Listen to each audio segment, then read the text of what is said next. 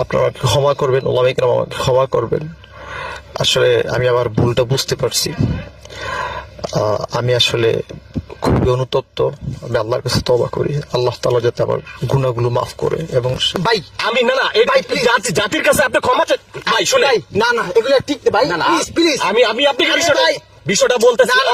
অমর ভাই না না আমি বিষয়টা বলতেছি না না আপনাকে। আপনি মন করছেন। ক্ষমা করবেন, ওলামা ইকরাম আমাকে ক্ষমা করবেন। আসলে আমি আমার ভুলটা বুঝতে পারছি। আমি আসলে খুবই অনুতপ্ত। আমি আল্লাহর কাছে তওবা করি, আল্লাহ তাআলা যাতে আমার গুনাহগুলো মাফ করে। এবং বিভিন্ন জায়গায় মানে মানুষের ভয়ে, বিভিন্ন জায়গায় মানুষের ভয়ে এলাকায় ঢুকতে পারে না, তাই বলে সে এভাবে মুখ দেখে দেখে হাঁটতেছে। বুঝছেন বিষয়টা কোন পর্যায়ে দাঁড়াইছে? এভাবে মুখ দেখে দেখে বিভিন্ন জায়গায় হাঁটতেছে, জঙ্গলে জঙ্গলে ঘুরে বেড়াচ্ছে এই মানুষটা। তবে দর্শক, আরেকটি কথা আপনাদেরকে বলে রাখতে চাই।